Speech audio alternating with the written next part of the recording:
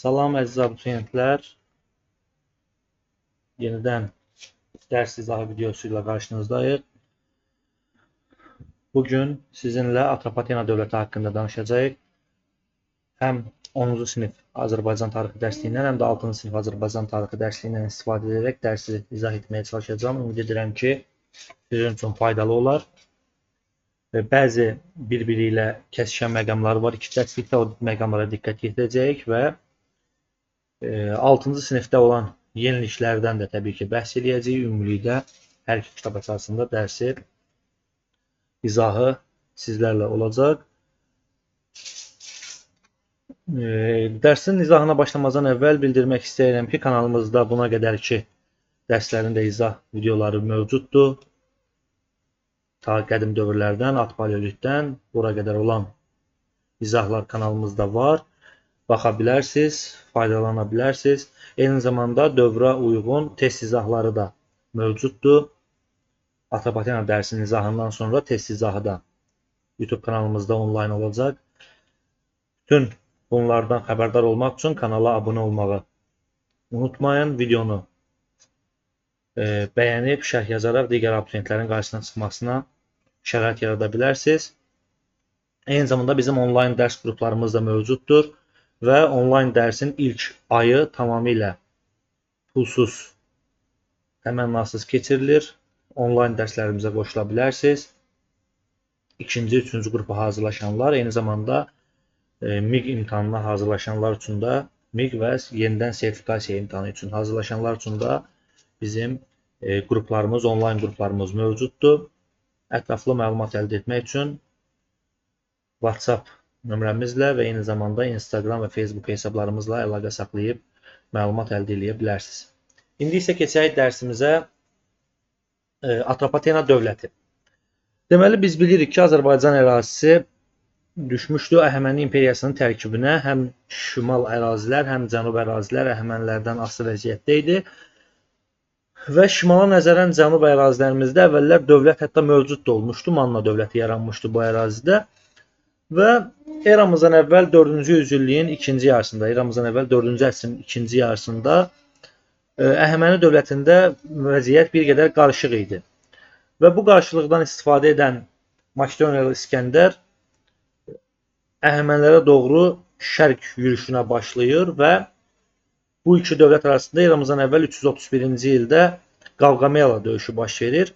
Bu döyüşdə deməli Əhəmənilərin Midiya satrapı olan Atropat da iştirak edirdi. Eyni zamanda 6-cı sinif dərsliyində yazır ki, bu döyüşdə Kaspi, Alban və deməli Sak tayfaları da iştirak ediblər. Kadusi tayfaları daha doğrusu iştirak ediblər. Əvvəllər Kaspi yazılırdı. Əvvəllər yazılırdı ki, bu döyüşdə deməli Kaspi tayfaları iştirak edib, amma indi Kadusi tayfaları yazılır. Baxın, bu da Samir Bəşirlinin, Samir müəllimin yeniliklərlə bağlı olan PDF-idir. Bax, burada o qeyd edilib. Əvvəllər Kaspi yazılırdı, indi isə yazılır ki, bu döyüşdə Kadusi tayfaları iştirak ediblər. Deməli, döyüşdə Əhəmənilər məğlub olurlar və deməli Makedoniya İskəndər qalib gəlir. Bundan sonra Əhəməni hökmdarı 3-cü Dara Ekbatana tərəf gəlir. Atropat isə rəhbərlik elədiyi ordu ilə bərabər gəlir deməli Qazaka şəhərinə. Yenidən ordu toplamağa çalışır 3-cü Dara, lakin Atropata elədiyi çağırışı Atropat cavabsız qoyur və döyüşmür. Döyüşdə iştirak eləməyin mənasız olduğunu görən Atropat yenidən 3-cü Dara ilə birləşmək istəmir və 3-cü Dara nəticədə ordu toplamaq üçün şərqə doğru getməyə başlayır. Şərqə doğru gedən zamansa öz adamları tərəfindən tutulur, öldürülür və nəticədə Əhəmənilər dövlətinin varlığına eramızdan əvvəl 330-cu ildə son qoyulur və bu ərazilər ümumilikdə keçir Makedoniya İskəndərin imperiyasının tərkibinə. Makedoniya İskəndər buranı ələ keçirən zaman buradakı bütün canişinlərin, bütün satrapların hakimiyyətinə son qoyur və öz ərazisinə daxil edir bu əraziləri. Lakin eramızdan əvvəl 328-ci ildə yenidən Atropatı təyin eləyir Midiyanın satrapı. Daha doğrusu bu media satraplığını iki hissəyə bölür. Böyük media və kiçik media olmaqla. Böyük medianın mərkəzi olur Ekbatan, kiçik medianın mərkəzi isə olur Qazaka şəhəri və Atropat məhz əvvəlki kiçik mediada, əvvəlki Manna ərazisinə satrap təyin edilir. Böyük medianın satraplığı isə verilir Makedoniyalı sərkərdələrə. Çünki böyük media ərazisi belə deyək ənənəvi ticarət yollarının üzərində yerləşirdi və daha önəmli ərazi idi. Kiçik media isə nisbətən ona böyük mediaya nisbətən daha az belə deyək yolların üzərində yerləşdiyindən, daha az əhəmiyyət kəsb etdiyindən burada Atropatın satraplıq eləməsi hər hansısa bir problemli bir şey kimi görünmür İskəndər üçün və bu ərazilərin satraplığı nəticə etibarilə verilir Atropata. Eyni zamanda Atropatın xalq arasında nüfuzu da böyük idi. İskəndər də xalqı özündən narazı salmaq istəmirdi. Ona görə bu ərazilər Atropata həvalə edilmişdi və bunun ardınca Makedoniyalı İskəndər hücum edir Hindistana tərəf. Makedoniyalı İskəndər Hindistana yürüş edən zaman buradakı satraplıqlar və əhali narazılıq bildirir və üsyana qalxır. Üsyana isə Midiyalı Baryaks rəhbərlik eləyir. Eramızdan əvvəl 327-ci ildə Atropat Baryaksı üsyanını yatırır, Baryaksı əsir götürür və bu üsyanı yatırmasının səbəbi o idi ki, o İskəndərin xalqı cəzalandıracağını bilirdi. Atropat bilirdi ki, İskəndər gələcək və xalqı cəzalandıracaq. Ona görə də Baryaksı əsir götürür, üsyanı yatırır və yürüşdən qayıdan İskəndər də bütün deməli hakimləri, bütün satrapları edam elətdirir, lakin Atropatı əksinə öz vəzifəsində saxlayır. Bu satrapların dəyişikliyi zamanı, canişinlərin dəyişikliyi zamanı yalnız Atropat əvvəlki vəzifəsində qalır. Yəni Atropata toxunmur. Səbəb isə o idi ki, o İskəndərə qarşı qalxmış Baryaks üsyanını yatırmışdı. Atropat bu görüş zamanı, İskəndərlə görüş zamanı hətta İskəndərə at hədiyyə etmişdi. Eyni zamanda 100 Amazonka qadın bağışlamışdı. Amazonkalar döyüşçülərdir, döyüşçü qadınlardır və Yunan alimi Arrian da yazırdı ki, məhz Amazonkaların kökü Albaniyanın arxasındakı dağlardan gəlir. Bu da maraqlı bir faktdır. Və eyni zamanda Atropatın nüfuzunu qaldıran başqa bir hadisə də olmuşdu. Bu Atropatın nikah diplomatiyasından istifadə etməsi idi. Atropat öz qızını Perdikkiyə ərə vermişdi. Perdikki isə İskəndərin ən etibarlı sərkərdələrindən biri hesab edilirdi. Və o qədər yaxın idi ki, eramızdan əvvəl 323-cü ildə İskəndərin vəfatından sonra imperiyanın idarə edilməsi Perdikkiyə həvalə edilmişdi və bu Atropatın nüfuzunu artırırdı. Çünki Atropat belə deyək Perdikkinin qaynatası idi. Eramızdan əvvəl 321-ci ildə Perdikki də öldürülür və bundan sonra Makedoniya İskəndərin imperiyası bir neçə dövlətə parçalanır ki, bu dövlətlərdən biri də Atropatın yaratmış olduğu dövlətdir və sonradan bu dövlət Atropatın adı ilə Atropatena adlanır. Deməli, Atropatena dövləti eramızdan əvvəl 321-ci ildə yaranıb desək, səhv etmiş olmarıq. Burada başqa dövlətlər də yaranmışdı. Ümumi tarix dərsində bunu biz ətraflı formada keçmişik. Makedoniya, Misir, Selevkilər dövləti yaranmışdı. Atropatena dövləti isə buradakı kiçik dövlətlərdən belə deyək biri olur və dövləti Atropatilər sülaləsi idarə edir. 6-cı sinif dərsliyində bu mərhələyə baxsaq, xüsusi hər hansısa bir belə deyək yeniliyin, fərqliliyin olub-olmadığına nəzər yetirsək, baxın burada Qavqamel döyüşündə döyüşən tayfaların adları göstərilib. Kadusilər, Albanlar, Saklar. Yenə deyirəm, əvvəllər Kaspilər göstərilirdi. İndi isə Kadusilərlə bu əvəzlənib. Deməli, burada xüsusi olaraq deməli olduğumuz bir şey yeni dövlətin yaranmasının səbəbləri. Nəyə görə burada Atropatena dövləti yaranır? Çünki Makedoniyalı İskəndərin imperiyası parçalanır. Yerli döyüşkən tayfalar, xüsusən də Kadusi tayfaları və Saklar Atropata böyük etimad göstərirlər. Atropatın Makedoniyalılarla və xüsusən Perdikki ilə qohumluq əlaqələri var idi və Atropat öz xalqına arxalanır deyə burada yeni dövlətin yaranması problemsiz olur. Və Atropat güclü dövlət yaradır. Atropat başqa əraziləri fəth edən bir hökmdar olmamışdır. Atropat belə deyək, öz ərazisini, öz xalqını xarici düşmənlərdən qoruyaraq bu ərazidə yeni dövlət yaratmışdı. Atropatena əsasən keçmiş Manna dövlətinin sahib olduğu əraziləri əhatə edib, amma fərqli-fərqli vaxtlarda ərazisi böyüyüb və yaxud balacalaşıb, belə hadisələr baş verib. Siyasi quruluşuna görə monarxiya olub və ölkəni, yenə deyirik, Atropatilər nəslindən olan hökmdarlar idarə edib. Baxın, bu isə Atropatena ərazisidir. Əsasən bu ərazi olub Atropatenanın ərazisi.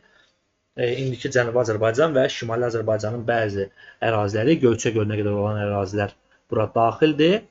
Və Yunan tarixçi Polibi yazırdı ki, Atropatenanın ərazisi eramızdan əvvəl 3-cü əsrin son rübündə, yəni 3-cü əsrin sonlarında, eramızdan əvvəl 3-cü əsrin sonlarında Qara dənizdən Xəzər dənizinə qədər olan əraziləri əhatə etmişdir. Baxın, bunu da yadımızda saxlayaq. Bu eramızdan əvvəl deməli 3-cü əsrin son rübünə aid bir tarixi, belə deyək, yanaşmadır. Buradakı deməli tayfalar, Atropatenanın əhalisi. Atropatena ərazisində çoxsaylı tayfalar yaşayırdı. Bunlardan bəziləri Maq, Müq, Kaspi, Kadusilər olmuşdu. Eyni zamanda Saklar bu ərazidə yaşayırdılar. Maqlar, bunlar eyni zamanda kahinlər idilər. Onlar Zərdüştlük dininin təbliğatçıları idilər. Avesta kitabının mühafizəçiləri hesab edilirdilər. Və Maqlar əvvəlcə Midiyanın, sonralarsa Atropatenanın tərkibində və xüsusilə mənəvi, dini həyatda xüsusi rol oynamış deməli tayfanın nümayəndələridirlər. Müqlər bu tayfalar xüsusən Araz çayı ətrafında yaşayırdılar. Bunlar haqqında ilk məlumatı Herodot verir eramızdan əvvəl 5-ci əsrdə və onlar eramızdan əvvəl 5-ci əsrdə siyasi hadisələrdə iştirak etmişdilər. İndiki dövrdə Muğan ərazisinin adı da ehtimal edilir ki, elə bu Müq tayfalarının adı ilə bağlıdır. Kadusilər də döyüşkən güclü tayfalardan biri olmuşlar. Onlar Qavqamela döyüşündə iştirak etmişdilər. Midiya və Əhəmənilərin hakimiyyəti zamanında onlar öz daxili müstəqilliklərini qoruyub saxlamağı bacarmışdılar. Sonrasında isə 3-cü Dara Atropatdan kömək istəyən zaman, yenidən kömək istəyən zaman və Atropat onun çağırışına cavab verməyən zaman onlar Atropata tabe olmağı daha üstün tutmuşdular. Kasplər haqqında ilk məlumat da eramızdan əvvəl 5-ci əsrə aiddir. Onlar Yunan Əhəməni müharibələrində iştirak etmişlər Əhəmənilər tərəfdən və Xəzər dənizinin cənub-qərb sahillərində yaşamışdılar. Ona görə də hətta Xəzər dənizini Yunanlar Kaspi dənizi adlandırmışlar. İndiki dövrdə də elə bəzi qərb mənbələri Xəzər dənizini Kaspian Sea, yəni Kaspi dənizi adlandırırlar. Saklarsa Atropatın arxalanıb döyüşdüyü tayfalardan biri olmuşdular. Onların mənbələrdəki adları İskit və ya Sakasen kimi də xatırlanır. Həmən məşhur Sak tayfalardır bunlar. Atropatenada yaşayan deməli əsas tayfalar 5 tayfa bunlar idi və indi isə keçək Atropatenanın təsərrüfat həyatına. Atropatenada əsasən əkinçilik, maldarlıq və sənətkarlıqla məşğul olurdu əhali. Münbit torpaqlar var idi. Burada əsasən buğda, arpa və digər dənli bitkilər becərilirdi. Strabon yazırdı ki, burada atlar üçün ən yaxşı yem var idi. O məhz yoncanı nəzərdə tuturdu və yoncaya midya otu deyirdilər. Bu da yenilikdir. Əvvəlki kitablarda bu fakt mənim bildiyim qədərilə yox idi.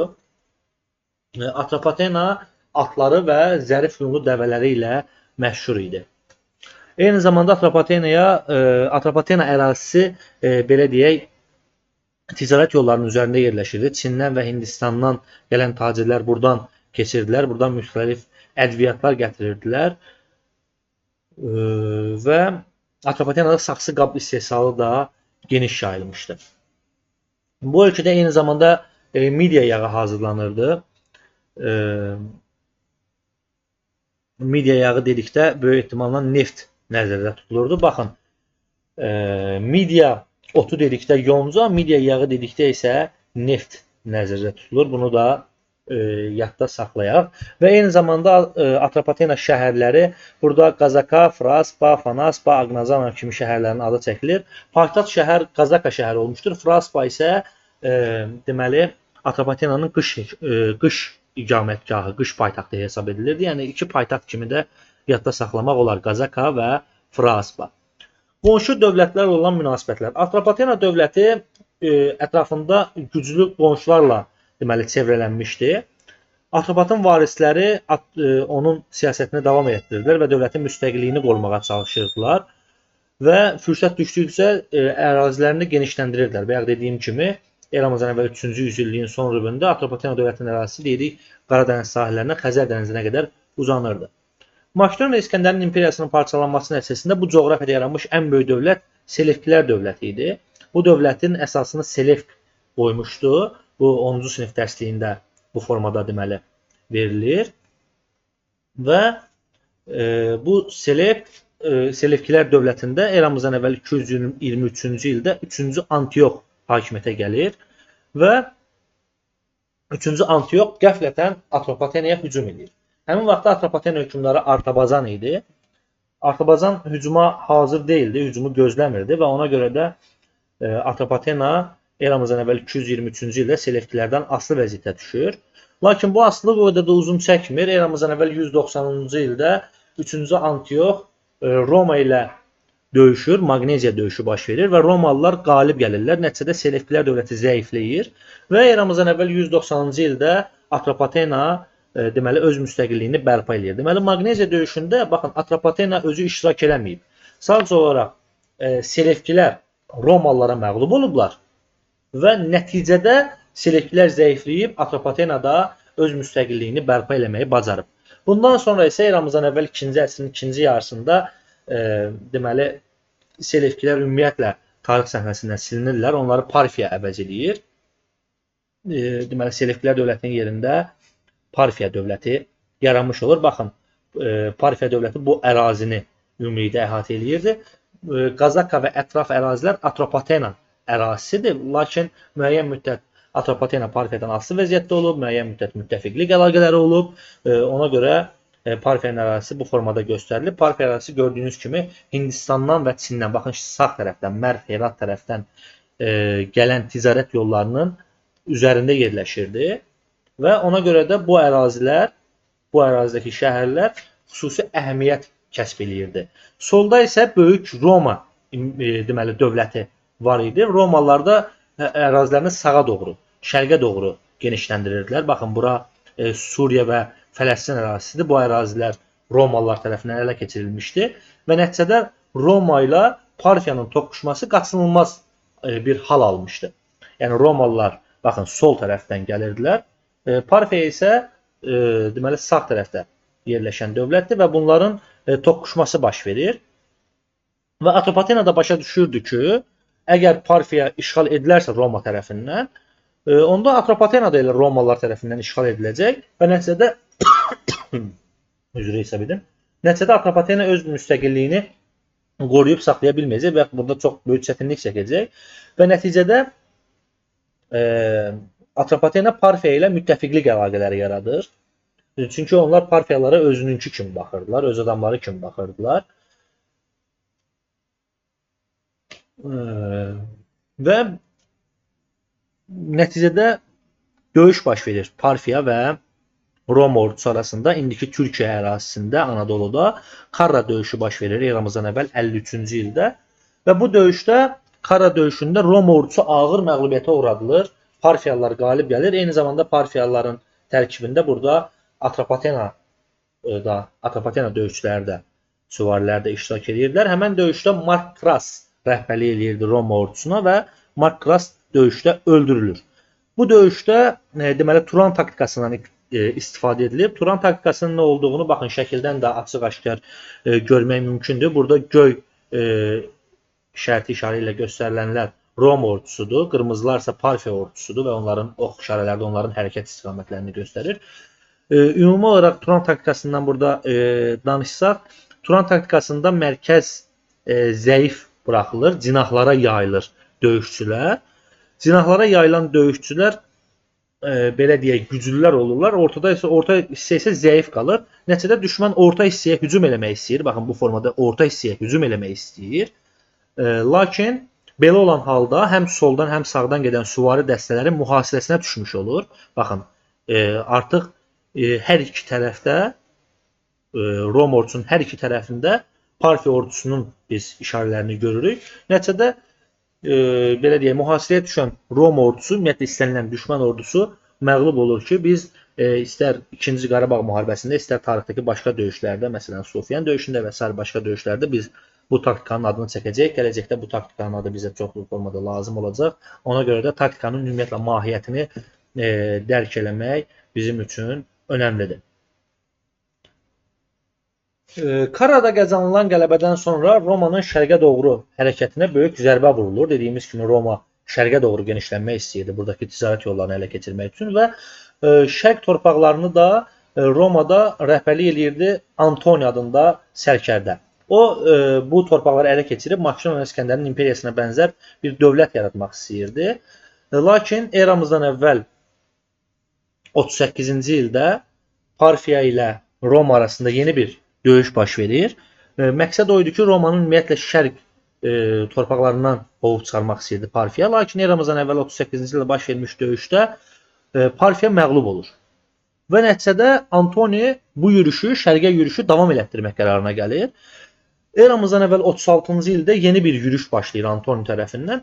Bu yürüş zamanı Atropatena və Parfiya əsasən gözləyirdi ki, onlar Ktesifona, yəni Parfiyanın paytaxtına hücum eləyəcəklər, Mədain ərazisinə hücum eləyəcəklər.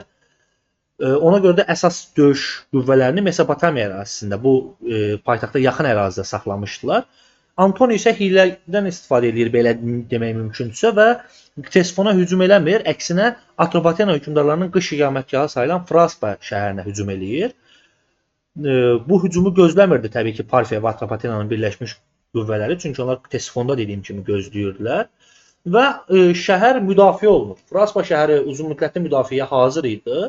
Şəhərdə güclü qoşun var idi, ərzaq ehtiyatı var idi və uzun çəkən mühasirəyə davam gətirə bilirlər. Romalıların ardıcıl hücumları dəf edilir və nəticədə Antoni Fraspada qalib gələ bilməyəcəyini görüb geri çəkilir. Geri çəkilən zaman özlərini Parfiya və Atropatenada belə deyək, özlərini bura yetirirlər və nəticədə Antoni böyük miqdarda itki verir və geri çəkilməli olur və şərq yürüşü böyük fəlakətlə başa çatır Roma üçün.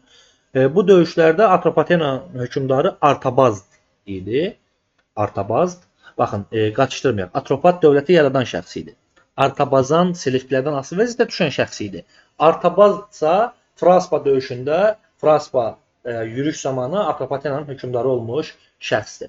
Lakin bu qələbədən sonra 6-cı sinif Azərbaycan tarixi kitabında yazılır ki, Parfiya və Atropatena arasında nifaq yaranır. Nifaqın yaranma səbəbi isə qənimət bölgüsü üstünlüyüdür. Yəni döyüşdən qazanılmış qənimətin bölünməsi iki hökmdar arasında belə deyək, nifaqa səbəb olur. 10-cu sinif kitabında yazır ki, bu döyüşdən sonra Parfiya Atropatenanı tamamilə işğal eləməyə çalışırdı. Baxın, burada bunu deməli burada tapaq.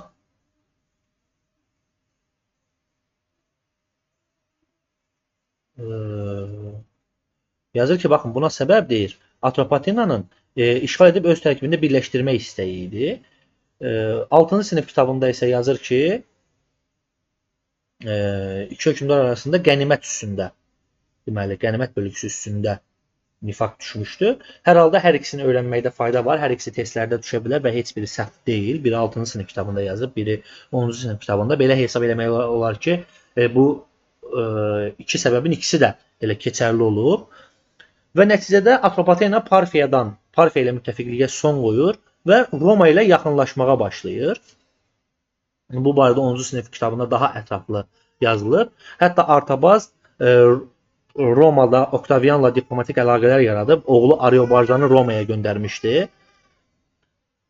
Oktavian da Atropatena ilə müttəfiqliyi yüksək qiymətləndirirdi və özünün, deməli, Atropatenaya Romanın Asiyadakı dayağı kimi baxırdı. Ariobarjan da Oktavian Avqustun hakimiyyəti dövründə 10 il Romada yaşamışdı və Artabazın vəfatından sonra eramızdan əvvəl 20-ci ildə Oktavian Ariobarjanın Atropatenada hakimiyyətə gəlməsinə kömək etmişdi və nəticədə Ariobarjan eramızdan əvvəl 20-ci ildə Atropatenanın hökmdarına çevrilmişdi.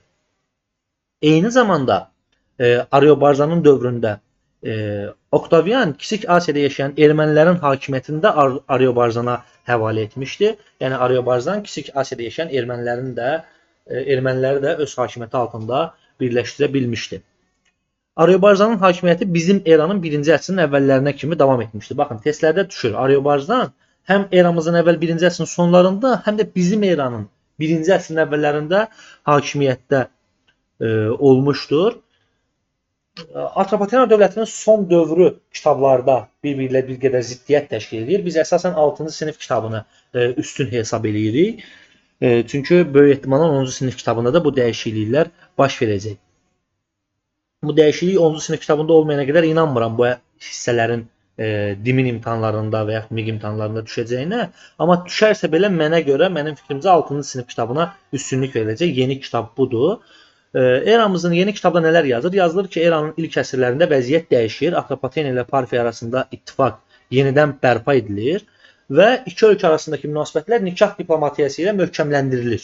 Yəni Atropatena və Parfiya nikah diplomatiyası vasitəsilə bir-birindən daha da yaxın müttəfiq olur. Bu dövrdə Parfiyada üsyanlar olur və üsyanda Parfiya hökmdarı öldürülür və